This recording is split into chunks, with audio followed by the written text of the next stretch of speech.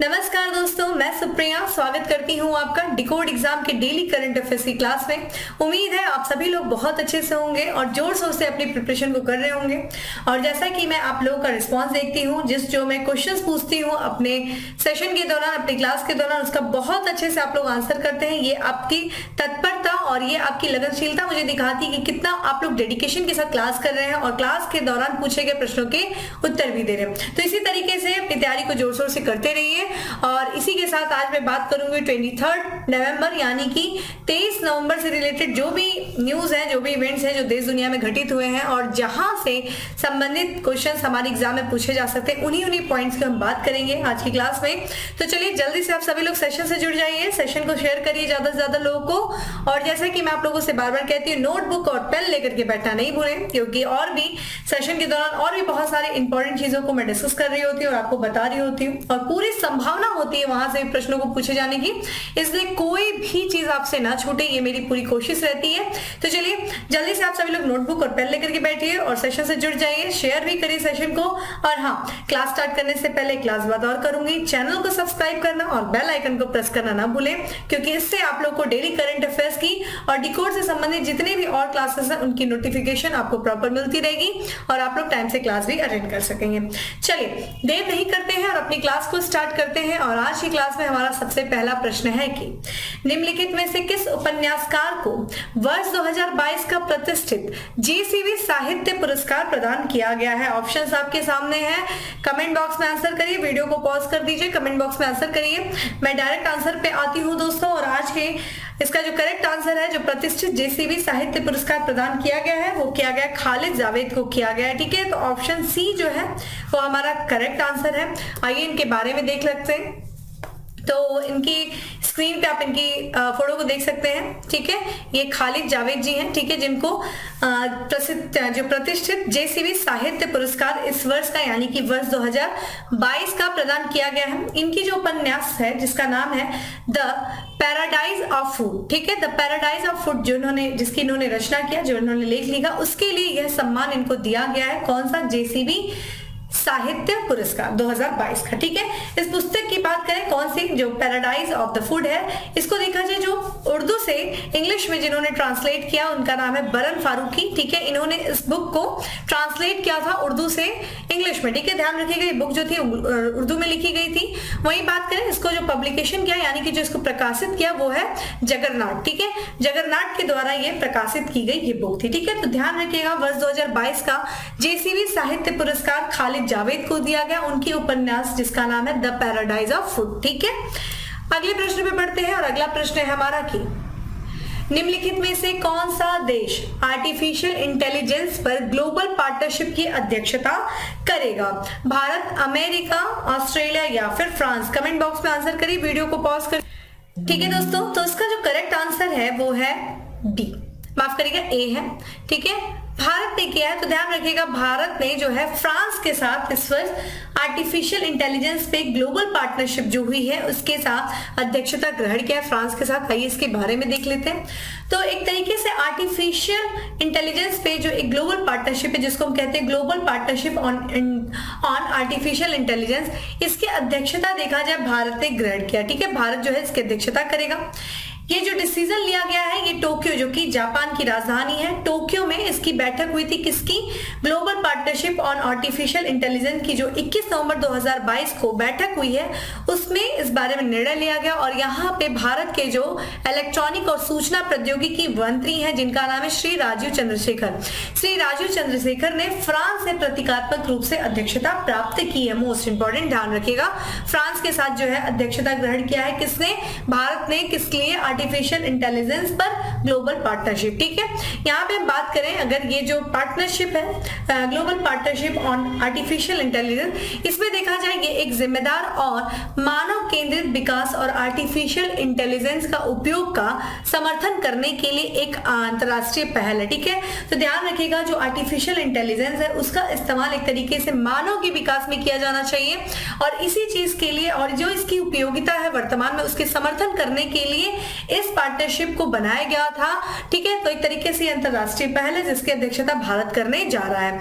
इसमें वर्तमान में देखा जाए जो है 25 देश जो है 25 कंट्रीज जो है इसके समूह के मेंबर हैं। और यहाँ पे कौन कौन से लगभग देखा, अमेरिका, ब्रिटेन, यूरोपीय संघ, Australia, Canada, France, Germany, Italy, Japan, Mexico, New Zealand, कोरियाई गणराज्य, सिंगापुर। भारत भी इसका ध्यान रखिएगा मेंबर है।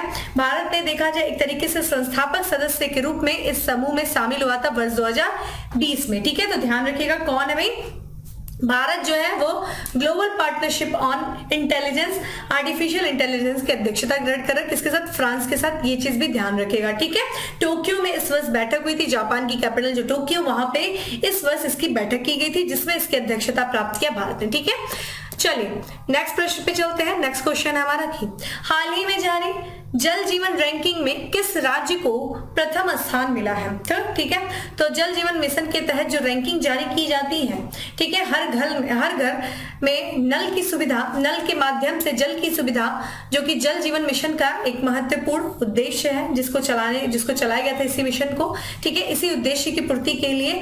और इसमें देखा जाए कौन सा राज्य जो है अच्छा प्रदर्शन कर रहा है और प्रथम स्थान पे रहा है इस वर्ष रैंकिंग में, जल जीवन रैंकिंग में, गुजरात, महाराष्ट्र, बिहार या फिर उत्तर प्रदेश। दोस्तों इसका जो करेक्ट आंसर है वो है डी है, उत्तर प्रदेश जो है वो जल जीवन रैंकिंग में प्रथम स्थान पे रहा है। ये क्वेश्चन आपके लिए ना सिर्फ करंट बल्कि यूपी स्पेशल भी है, ये क्वेश्चन आपसे पूछा जा सकता है, इसलिए बहुत ही इंपॉर्टेंट है। आइए इसके बारे में देख लेते हैं।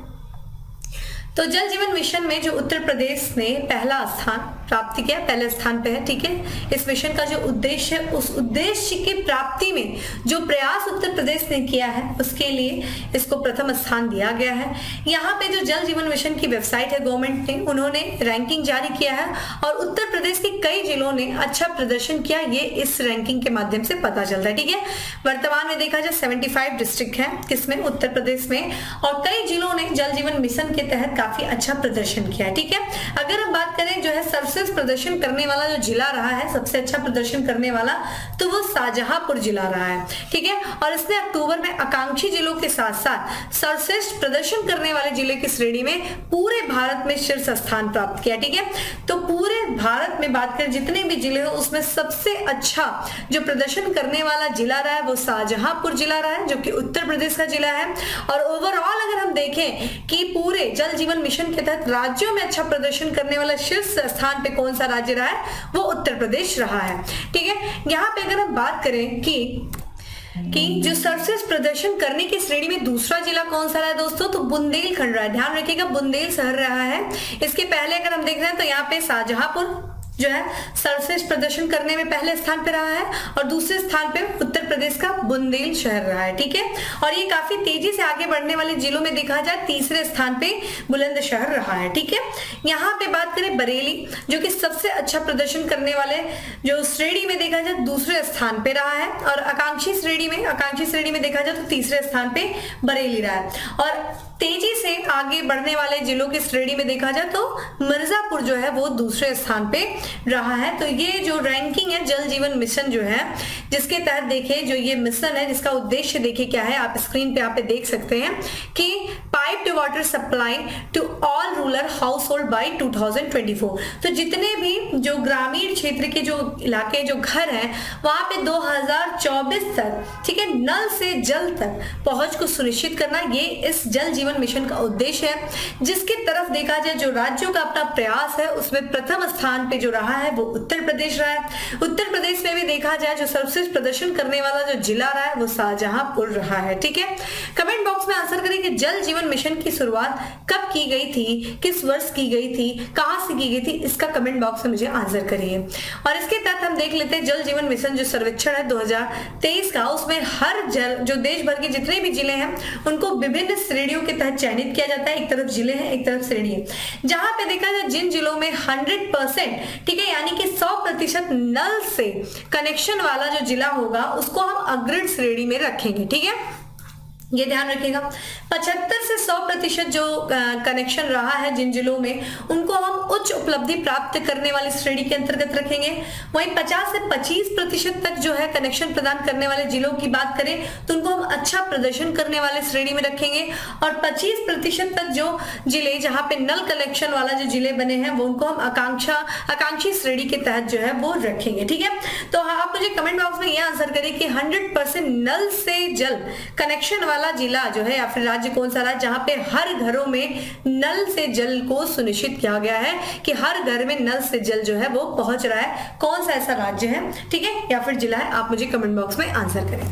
चलिए आगे बढ़ते हैं, नेक्स्ट प्रश्न की तरफ बढ़ते हैं। नेक्स्ट क्वेश्चन है हमारा कि निम्नलिखित में से किस एनजीओ को शिक्षा के क्षेत्र में काम करने के लिए इंदिरा गांधी पुरस्कार 2021 प्रदान किया गया है।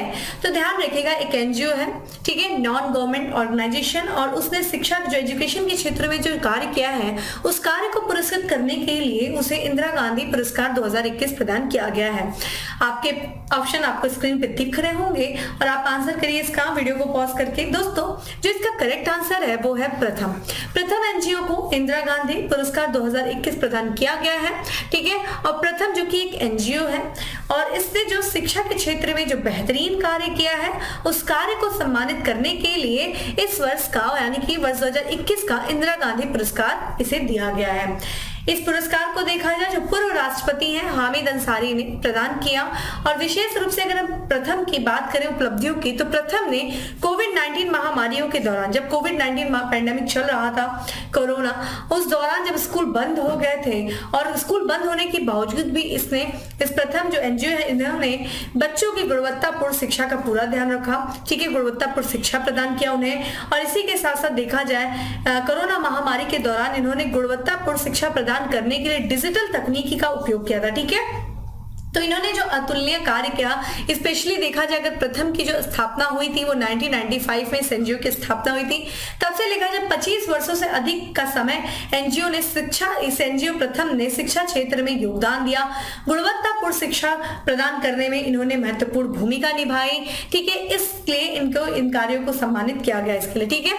अगर हम बात करें इंदिरा गांधी पुरस्कार की तो इंदिरा गांधी पुरस्कार को देखा जाए इंदिरा गांधी मेमोरियल ट्रस्ट के द्वारा प्रदान किया जाता है उन व्यक्तियों या संगठनों को जिन्होंने प्रतिवर्ष समाज को बढ़ावा देने के लिए समाज में उत्कृष्ट कार्य किए होंगे, उनको सम्मानित करने के लिए यह पुरस्कार दिया जाता है। इस पुरस्कार को देखा जाए शांति, निशस्त्रीकरण और विकास के लिए इंदिरा गांधी पुरस्कार से भी नाम से जाना जाता है, तो एक अन्य नाम भी इसका ध्यान रखेगा। इस पुरस्कार में उपहार स्वरूप या पुरस्कार के रूप में देखा जाए तो 2.5 मिलियन भारतीय रुपए और साथ ही साथ देखा जाए तो प्रशस्ति पत्र यानी कि प्रशंसा का पत्र प्रदान किया जाता है उपहार स्वरूप या फिर पुरस्कार स्वरूप, ठीक है। तो ध्यान रखिएगा इंदिरा गांधी मेमोरियल ट्रस्ट, इसी को हम अन्य नाम से भी जानते हैं इंदिरा गांधी पुरस्कार, और इस वर्ष इंदिरा गांधी पुरस्कार 2021 प्रदान किया गया प्रथम एनजीओ को, ठीक है। अब हम बात करते हैं इंडेक्स। हाल ही में जारी नेटवर्क रेडीनेस इंडेक्स 2022 में भारत को कौन सा स्थान प्राप्त हुआ है, ठीक है, 50, 60, 61 या फिर 65।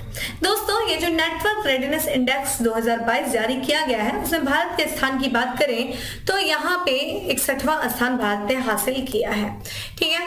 तो ये जो जारी किया जाता है नेटवर्क रेडीनेस इंडेक्स, जो कि एक अमेरिका स्थित एक गैर लाभकारी संस्था है, ठीक है, जिसका नाम है पोर्टुलेंस इंस्टीट्यूट, ठीक है।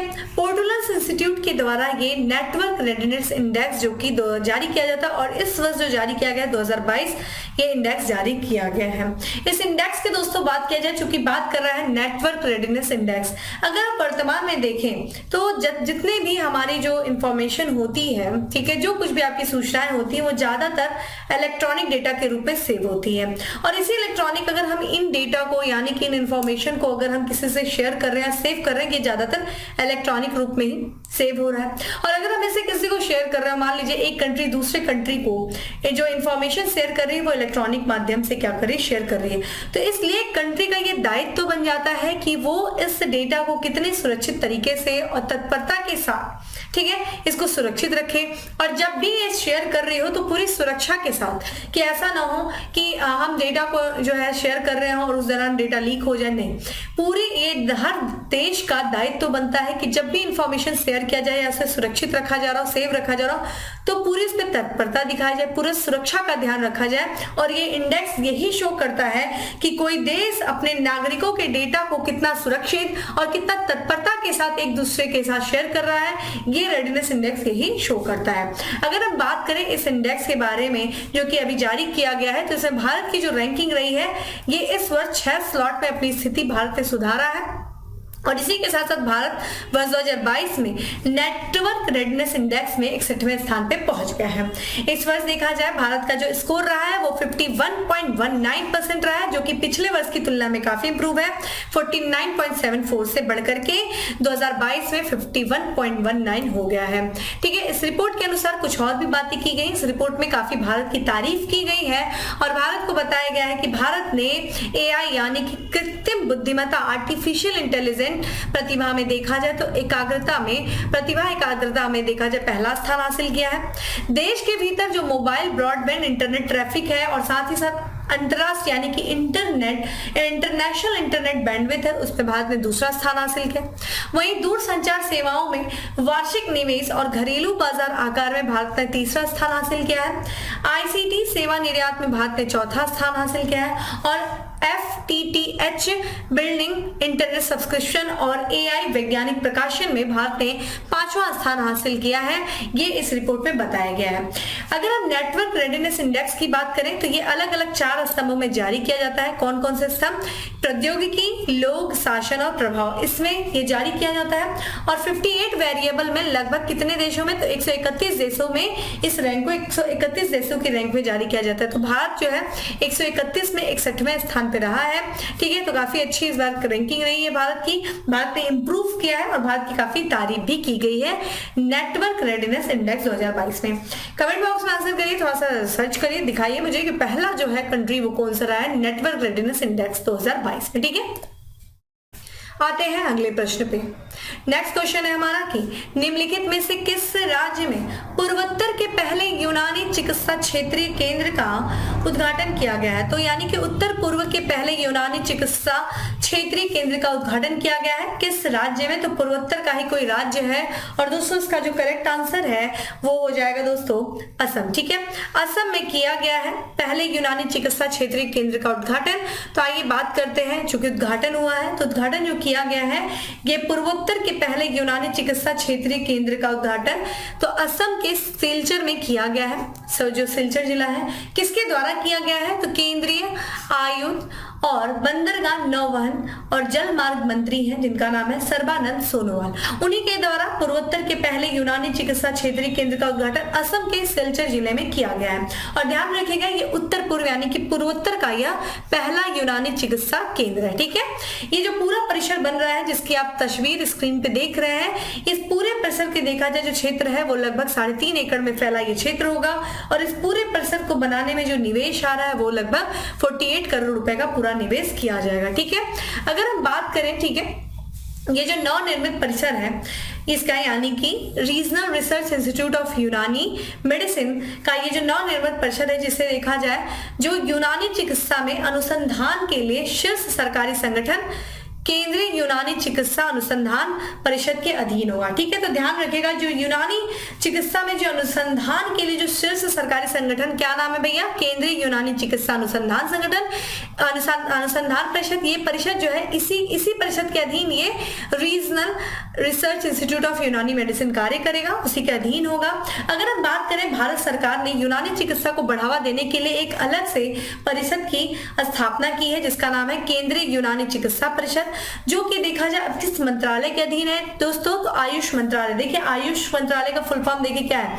आयुष। ठीक है, ध्यान रखिएगा आयुष यानी कि आयुर्वेद, योग, यूनानी, सिद्ध और होम्योपैथी। ठीक है, ये अलग मंत्रालय बनाया गया और इसी मंत्रालय के अधीन केंद्रीय यूनानी चिकित्सा अनुसंधान परिषद है और इसी परिषद के अधीन देखिए ये कार्य करेगा रीजनल रिसर्च इंस्टीट्यूट ऑफ यूनानी मेडिसिन।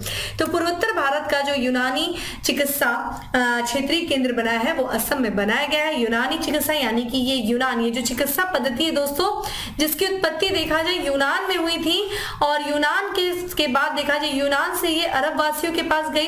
और ध्यान रखिएगा जब 8वीं शताब्दी में अरबों का प्रवेश हुआ भारत में, ठीक है, आपको पता होगा जब 712 में देखे इस्लाम का प्रवेश भारत में सुनिश्चित जो सफल आक्रमण होता है मोहम्मद बिन कासिम, उसके बाद से देखा जाए अरब का आना भारत में प्रवेश स्टार्ट हो गया था।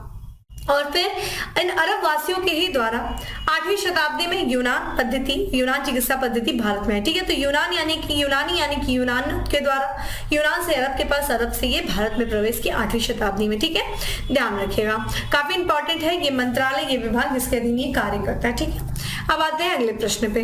नेक्स्ट प्रश्न भी हमारा उत्तर पूर्व राज्य से ही है। उत्तर पूर्व के किस राज्य में पर्यटन उत्सव संगाई उत्सव का उद्घाटन किया गया है? मेघालय, मणिपुर, मिजोरम या फिर त्रिपुरा? देखिए, संगाई हिरण के बारे में अगर आपको पता होगा कि किस राज्य से संबंधित है, किस राज्य का ये राज्य पशु है, तो आप आराम से इसके बारे में बात कर लेंगे। तो दोस्तों इसका जो करेक्ट आंसर है वो है बी, मणिपुर में जो संगाई उत्सव का उद्घाटन किया गया। आइए बात करते हैं। तो ध्यान रखिएगा, जो केंद्रीय पर्यटन मंत्री हैं जिनका नाम है जी किशन रेड्डी, उन्होंने 21 नवंबर 2022 को मणिपुर के विष्णुपुर जिले के मोइरांग खुनु में मणिपुर के सबसे बड़े पर्यटन उत्सव संगाई उत्सव का उद्घाटन किया। तो मणिपुर में पर्यटन को बढ़ावा देने के लिए मणिपुर में एक उत्सव मनाया जाता है जो कि मणिपुर का सबसे बड़ा पर्यटन उत्सव है, जिसका नाम है संगाई उत्सव, और इसका उद्घाटन किया गया है मणिपुर के विष्णुपुर जिले में। ठीक है, ये जो उद्घाटन है जो कि इस वर्ष का 11वां संस्करण है। ध्यान रखिएगा, जो संगाई उत्सव मनाया जा रहा है वो इस वर्ष 11वां संगाई उत्सव यानी कि 11वां संस्करण है। इसकी शुरुआत 21 नवंबर से हो चुकी है और ये 30 नवंबर तक ये उत्सव मनाया जाएगा। इस उत्सव की बात करें दोस्तों तो संगाई उत्सव की शुरुआत वर्ष 2010 में की गई थी, और ये देखा जाए इस उत्सव का जो नाम रखा गया है वो मणिपुर के राज्य पशु जिसका नाम है संगाई, उसके नाम पे रखा गया है। ठीक है, संगाई दोस्तों, संगाई एक हिरन है। ठीक है, ध्यान रखिएगा, हिरन है, और वहां पे संगाई हिरन को यानी कि ये जो संगाई डियर है इसको डांसिंग डियर भी कहते हैं। ठीक है, देखिए मणिपुर में दोस्तों एक पार्क है जिसको कहते हैं विश्व का एकमात्र तैरता हुआ पार्क, जिसको बोलते हैं केबुल लामजाओ राष्ट्रीय उद्यान। इस राष्ट्रीय उद्यान में ये जो तैरता हुआ पार्क है ये लोकटक झील में तैर रहा है, और इसमें ही इसी लोकटक झील के पास में ये जो हिरन है संगाई हिरन, ये कूदता फांदता हुआ दिख जाता है। ठीक है, तो इसलिए चूंकि डांस करता हुआ ये हिरन है संगाई हिरन, जिसको हम जो है डांसिंग डियर भी कहते हैं, और ये डांसिंग डियर जो है ये मणिपुर का राज्य पशु है। ठीक है, और ध्यान रखिएगा संगाई उत्सव की बात करें तो इस वर्ष जो है संगाई उत्सव का जो विषय था वो एकता का त्यौहार यानी कि फेस्टिवल ऑफ यूनिटी इस वर्ष की थीम थी, किसकी? संगाई की। ठीक है, तो ध्यान रखिएगा केबुल लामजाओ राष्ट्रीय उद्यान विश्व का एकमात्र तैरता हुआ राष्ट्रीय उद्यान है जो कि कहाँ पे है? मणिपुर में है। ये लोकटक झील में स्थित है, और लोकटक झील के पास ये संगाई हिरन पाया जाता है, और संगाई हिरन मणिपुर का राज्य पशु है। ये चीज आप ध्यान रखिएगा, चीजों को ऐसे कनेक्ट करके याद करेंगे, याद हो जाएगा। कमेंट बॉक्स में आंसर करिए कि मणिपुर की राजधानी क्या है। ठीक है, मणिपुर की राजधानी आप मुझे बताएंगे, इसी बहाने कम से कम पूर्वोत्तर भारत का आप मुझे मैप देखिए और मुझे बताइए कि 7 सिस्टर्स कौन कौन सी, 7 बहनें ये कौन सी, इनका नाम मुझे बताइए, बार बार बताइए, उम्मीद करती हूँ आंसर करेंगे आप। नेक्स्ट प्रश्न है हमारा कि निम्नलिखित में से किस अभिनेता को रेड सी इंटरनेशनल फिल्म फेस्टिवल में मानद पुरस्कार प्रदान किया गया है? तो ये रेड सी इंटरनेशनल फिल्म फेस्टिवल आयोजित किया जाएगा, और इस फेस्टिवल के दौरान किस अभिनेता को मानद पुरस्कार प्रदान किया जाएगा दोस्तों? तो इसका करेक्ट आंसर है सी है, शाहरुख खान को ये पुरस्कार प्रदान किया जाएगा। आइए इसके बारे में देख लेते हैं। लाल सागर का जो पूर्वी तट है, ध्यान रखिएगा रेड सी होगा। देखिए ये ध्यान रखिए, यहाँ पे आपको रेड सी दिख रहा है, और रेड सी के ईस्ट की तरफ आपको जद्दा सिटी दिख रही है जो कि सऊदी अरब में स्थित है। ठीक है, तो जो रेड सी के पूर्वी तट पे एक शहर है सऊदी अरब का जिसका नाम है जिद्दा, वहां पे रेड सी इंटरनेशनल फिल्म फेस्टिवल आयोजित किया जाएगा, और ये इस वर्ष का दूसरा संस्करण होगा। ठीक है, इस वर्ष ये जो आयोजित किया जा रहा है रेड सी इंटरनेशनल फिल्म फेस्टिवल, ये दूसरा संस्करण होगा, और इस फेस्टिवल में जो बॉलीवुड के अभिनेता है जिनका नाम है शाहरुख खान, उन्हें यह मानद पुरस्कार प्रदान किया जाएगा। शाहरुख खान की बात किया जाए तो इन्होंने बहुत लंबे समय तक फिल्म उद्योग में काम किया, बहुत सारे फिल्मों इन्होंने जो फिल्म उद्योग को जो योगदान दिया उस योगदान के लिए उनको ये सम्मान दिया जा रहा है। ठीक है, तो जो असाधारण योगदान दिया उसके लिए इनको ये सम्मान दिया जा रहा है। इस महोत्सव की बात करें रेड सी इंटरनेशनल फिल्म फेस्टिवल की, तो ये 1 दिसंबर से शुरू होगा और 10 दिसंबर तक चलेगा। ठीक है, रेड सी इंटरनेशनल जो फिल्म फेस्टिवल है इसकी शुरुआत दोस्तों 2019 में की गई थी, तो पहला जो हुआ था 2019 में, दूसरा अभी 2022 में होने जा रहा है। और ये आयोजित देखिए कहाँ किया जाता है, तो ये जो महोत्सव है जद्दा जो कि पश्चिमी सऊदी अरब में जो आयोजित किया जाता है। देखिए ये जद्दा आपको दिख रहा होगा, ये सऊदी अरब है। ठीक है, सऊदी अरब। और सऊदी अरब देखिए दोस्तों, और यहाँ पे आपको जिद्दा दिख रहा है जो कि सऊदी अरब का एक सिटी है जो कि रेड सी पे स्थित है। रेड सी दोस्तों, यहाँ पे आप रेड सी देख रहे होंगे, और ये देखिए आपका अरेबियन सी है, ठीक है, जो कि हिंद महासागर का भाग है। और यहाँ पे देखिए बाब अल मंदेब एक स्ट्रेट है। बाब अल मंदेब, ध्यान रखिएगा, ये जिबूती को यमन से अलग करता है और रेड सी को अरब सागर से जोड़ता है। देखिए स्ट्रेट के बारे में मैंने आपको कई बार बताया, जल संधि यानी कि दो जलों की संधि हो रही है और दो भौगोलिक क्षेत्र अलग हो रहे हैं। दो भौगोलिक क्षेत्र बाब अल मंदेब से कौन अलग हो रहे हैं? यमन और जिबूती, और वहां पे अरेबियन सी और रेड सी जो है कनेक्ट हो रहा है। कमेंट बॉक्स में मुझे आंसर करिए कि यहाँ पे गल्फ ऑफ ओमान और पर्शियन गल्फ के बीच में ये कौन सा स्ट्रेट स्थित है जो ओमान को ईरान से अलग कर रहा है और पर्शियन गल्फ को गल्फ ऑफ ओमान से कनेक्ट कर रहा है। कमेंट बॉक्स में आंसर करें। चलिए आते हैं अगले प्रश्न पे। नेक्स्ट क्वेश्चन है हमारा कि हाल ही में भारत और किस देश के बीच में नौसेना अभ्यास नसीम अल्बा आयोजित किया गया? ये नौसेना अभ्यास है नसीम अल्बा, जो कि भारत और किस देश के बीच में आयोजित किया गया, ये क्वेश्चन आपसे पूछा गया है। और इसका दोस्तों जो करेक्ट आंसर है वो देखिए ओमान है, ठीक है। ओमान के साथ जो है भारत ने एक नौसेना अभ्यास की है जिसका नाम है नसीम अल बद्र, ठीक है। तो ये भारत और जो ओमान की नौसेना है उनके बीच में जो नौसैनिक अभ्यास नसीम अल बद्र 2022 आयोजित की गई है, ये इस वर्ष जो है 13वां संस्करण था, ध्यान रखिएगा, ठीक है। इसमें देखा जाए इस जो अभ्यास जो शुरू हुआ था ये 20 नवंबर 2022 को शुरू हुआ था। कहाँ पे? ओमान के तट में। और इस वर्ष देखा जाए तो भारतीय और रॉयल ओमान नौसेनाओं ने इसमें भाग लिया, ठीक है।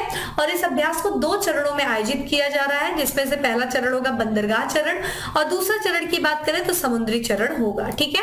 यहाँ पे बात करें इस नौसैनिक अभ्यास की, तो इस जो है नसीम अल बद्र जो अभ्यास है जिसकी शुरुआत नसीम ये की गई थी 1993 में, इस अभ्यास की शुरुआत की गई थी। वर्ष 2019 में ये इसका 12वां संस्करण हुआ था। देखिए कोविड की वजह से ये अभ्यास नहीं हो सका, तो 2 साल के अंतराल के बाद यानी कि 2022 में 13वां संस्करण आयोजित किया जा रहा है। और जो 2000 इसे देखिए ओमान के तट पे किया जा रहा है। और जो 2019 में जो 12वां संस्करण हुआ था वो भारत में हुआ था, और भारत में भी क्या, तो गोवा के जो मोरमुगांव पोर्ट है वहां पे इसको आयोजित किया गया था। इस अभ्यास को एक अन्य नाम से भी जानते हैं दोस्तों, ध्यान रखिएगा, सी ब्रिज के नाम से इसको जाना जाता है इस अभ्यास को। और इस अभ्यास का उद्देश्य क्या है? जो भारत की सेना है नौसेना और जो ओमान के बीच में इस प्राचीन समुद्री और सांस्कृतिक संबंधों को मजबूत करना, ये इस अभ्यास का उद्देश्य है, ठीक है। ये ध्यान रखिएगा। चूंकि बात करें हम ओमान की, तो आइए थोड़ा सा ओमान को देख लेते हैं। ये देखिए आपके सामने मैप खुला हुआ है और ओमान आपको दिख रहा हुआ है, ठीक है। अभी हम लोगों ने देखा थोड़ी देर पहले भी। तो ओमान की बात करें दोस्तों तो अरेबियन सी पे, ठीक है, अरेबियन सी के वेस्ट में ओमान आपको दिख रहा होगा। और जो कि यहाँ पे 3 देशों से ओमान अपनी सीमा को साझा करता है। उत्तर पश्चिम में देखा जाए तो यूएई यानी कि यूनाइटेड अरब अमीरात, फिर पूर्व पश्चिम में देखा जाए यहाँ पे तो सऊदी अरब, फिर यहाँ पे देखा जाए तो यमन से अपनी सीमा को साझा करता है, ठीक है। यहाँ पे इसकी कुछ जो सीमा आपको यहाँ पे देखने को मिल जाएगी, पर्शियन यहाँ पे जो है गल्फ ऑफ ओमान यहाँ पे भी आपको देखने को मिल जाएगा, ठीक है, ये चीज देखने। और यहाँ पे अगर हम बात करें ओमान, जिसकी कैपिटल क्या है दोस्तों? मस्कट है। और यहाँ की जो मुद्रा है वो है ओमानी रियाल। यहाँ के सुल्तान राजशाही व्यवस्था है, तो सुल्तान जो है वहाँ के जिनका नाम है हैथम बिन तारिक अल सईद, और यहाँ के जो चांसलर उनका नाम है फहद इब्न महमूद अल सैद। देखिए जो कि अभी हम लोगों ने जो बात किया दोस्तों, वो कौन सी नौसेना अभ्यास? तो ये नसीम अल बद्र नौसेना अभ्यास आयोजित की गई है, ये अभी किया गया है। अभी इसी वर्ष फरवरी 2022 में भारत और ओमान के जो हवाई सेना है उनके बीच में भी एक अभ्यास किया गया था जिसका नाम है ईस्टर्न ब्रिज, ठीक है। तो ईस्टर्न ब्रिज जो अभ्यास है वो भी भारत और ओमान के बीच में आयोजित किया जाता है। ये हवाई युद्धाभ्यास है और इस वर्ष जो 2022 में फरवरी में आयोजित किया गया था, ये 6ठा युद्धाभ्यास आयोजित किया गया था, ठीक है। तो ये चीज ध्यान रखिएगा, 2 युद्धाभ्यास हमें पता चला ओमान और भारत के साथ आयोजित किया जाता है। आते हैं आज के लास्ट क्वेश्चन पे। लास्ट क्वेश्चन है हमारा कि 53वें भारतीय अंतरराष्ट्रीय फिल्म फेस्टिवल 2022 में किस देश को Indian film personality of the year award से सम्मानित किया गया? तो किस अभिनेता को Indian film personality of the year award से सम्मानित किया गया 53वें भारतीय अंतरराष्ट्रीय फिल्मोत्सव में? तो दोस्तों इसका जो करेक्ट आंसर है वो है ए है, चिरंजीवी कोनिडेला को ये जो है पुरस्कार दिया गया है, जिनके स्क्रीन पे आप इनकी फोटो को देख सकते हैं। तो ये दक्षिण भारत की प्रसिद्ध अभिनेता है। इसी के साथ साथ ये फिल्म निर्माता भी है और साथ ही साथ ये पूर्व मंत्री भी रह चुके हैं। और इनका नाम देखिए क्या है, चिरंजीवी कोंडिला को काफी लोगों को पता है, काफी ये फेमस पर्सनालिटी है, ठीक है। और इनको जो इस वर्ष आयोजित किया गया है गोवा में 53वें भारतीय अंतर्राष्ट्रीय फिल्म समारोह यानी कि international film festival of India में 2022 में Indian film personality of the year से इनको सम्मानित किया गया है, ठीक है। वही बात करें चिरंजीवी की, तो इन्होंने जो अपनी पहली फिल्म की जो शुरुआत यानी कि जो डेब्यू शुरू किया था वो 1978 में एक फिल्म आई थी जिसका नाम है पुनारधिल रू, ठीक है। उसमें इन्होंने डेब्यू किया था और वर्ष 2007 में इनको बहुत सारे पुरस्कार दिए गए। 2006 में देखा जाए तो इनको भारतीय सिनेमा में जो इनका योगदान रहा है उस योगदान के लिए इनको भारत के जो तीसरा सर्वोच्च नागरिक पुरस्कार है जिसका नाम है पद्म भूषण, उससे भी सम्मानित किया गया।